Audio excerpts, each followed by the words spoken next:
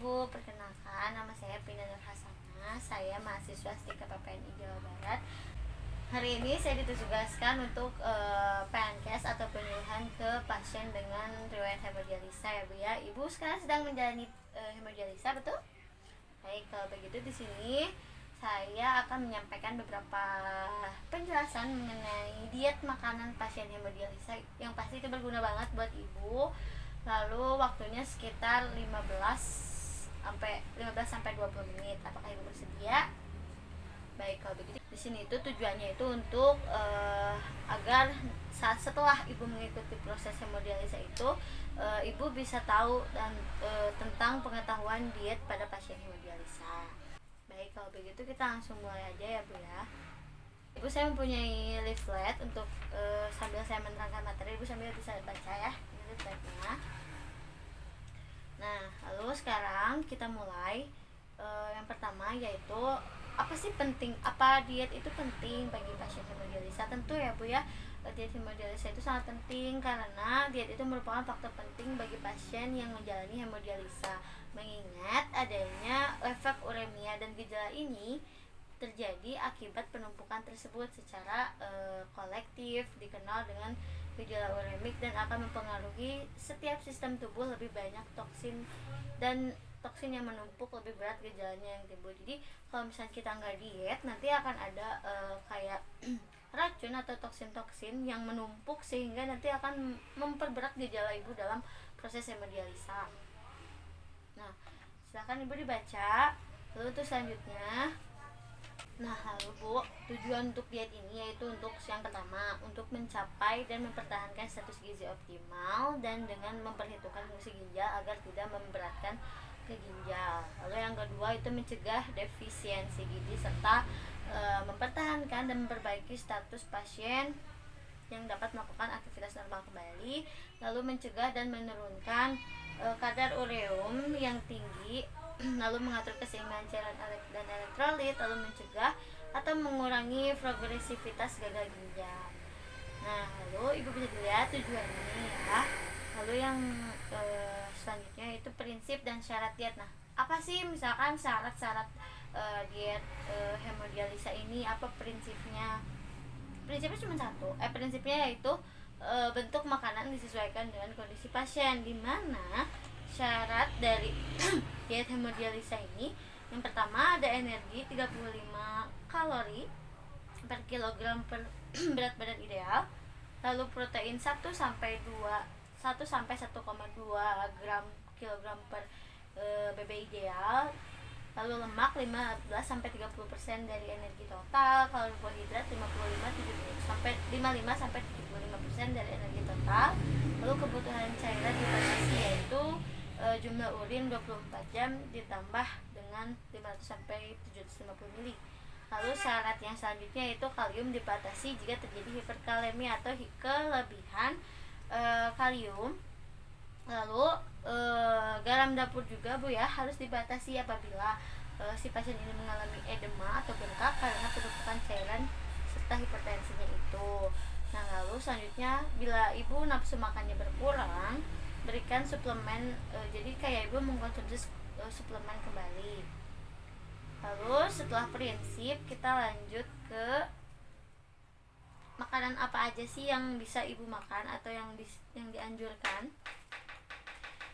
Bisa dibalik Ibu leafletnya. Nah, ini adalah makanan-makanan yang bisa Ibu konsumsi atau yang dianjurkan. Dimana yang pertama ada sumber karbohidrat. Sumber karbohidrat itu pasti tentang nasi, mie, bihun, makaroni atau jenis olahan makanan tepung lainnya. Lalu ada sumber protein, di mana dipilih yang bernilai biologisnya tinggi seperti telur, susu, daging, dan ikan, juga ayam.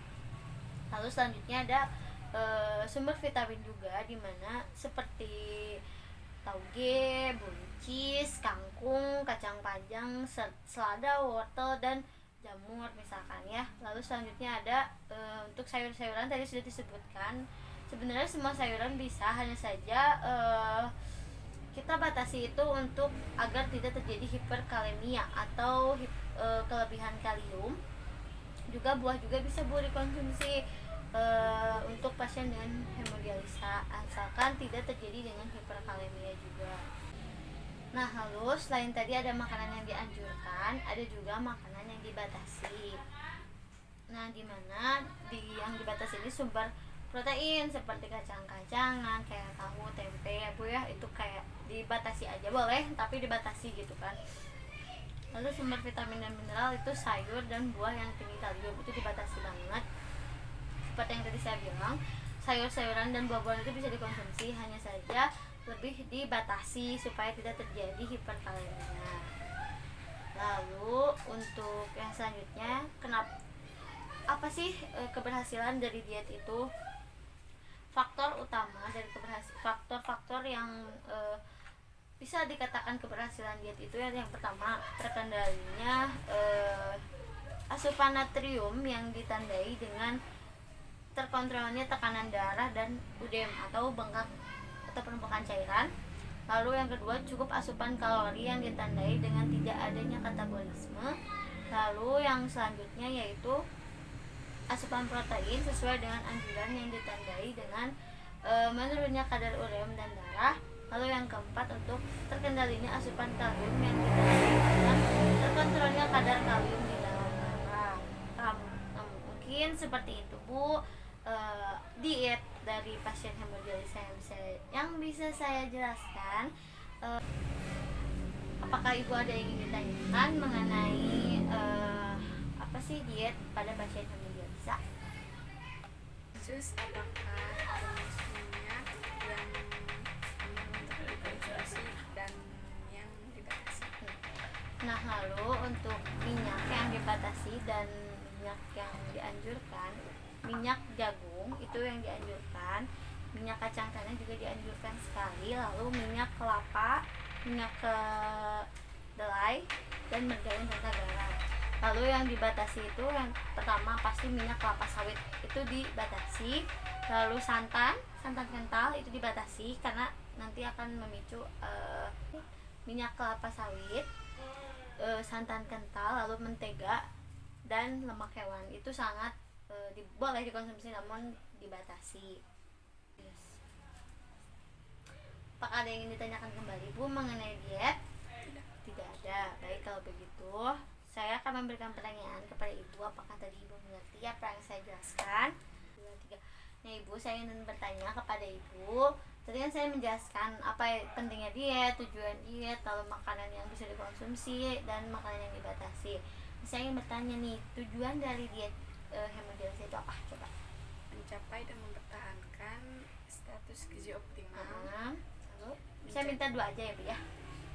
Lalu Mencegah dan menurunkan kadar urium darah yang tinggi. Oke, berarti Ibu bisa ya, berarti Ibu paham apa dari tujuan diet. Lalu pertanyaan selanjutnya yang ingin saya tanyakan adalah, nah Ibu, satu pertanyaan lagi saya ingin tanyakan, kiranya apa aja sih makanan yang harus dibatasi? Saya minta dari sumber protein aja deh. Kacang-kacangan yang dihasilkan olahannya. Yang pertama tahu, tempe, kacang kedelai, kacang hijau, dan kacang telur. Baik Ibu, mungkin sekian yang bisa saya jelaskan, dimana tadi kesimpulannya itu tujuan diet itu untuk mencapai dan mempertahankan status gizi optimal, dan diet ini juga sangat penting karena mencegah adanya toksin-toksin yang bisa nantinya menumpuk menjadi gejala yang berat bagi ibu juga ya. Lalu tadi sudah diterangkan apakah prinsip dan syarat itu kayak misalkan karbohidratnya harus 50-75%, proteinnya harus 1-1,2 gram per kilogram berat badan ideal. Lalu selanjutnya ada tadi yang sekiranya sukses untuk keberhasilan dari diet itu yang tadi, yaitu terkendalinya asupan natrium, cukupnya asupan kalori, lalu asupan protein, dan terkendalinya asupan cairan yang pastinya ya Bu ya, kalium juga. Ya, presentasi atau penjelasan materi tentang diet pasien hemodialisa ini mudah-mudahan bisa bermanfaat buat Ibu ke depannya nih ya, bisa dipakai juga ilmunya insyaallah. Mohon maaf bila ada menjelaskan saya terlalu cepat dan banyak kesalahan. Sekian, wabillahi taufiq wal hidayah. Wassalamualaikum warahmatullahi wabarakatuh.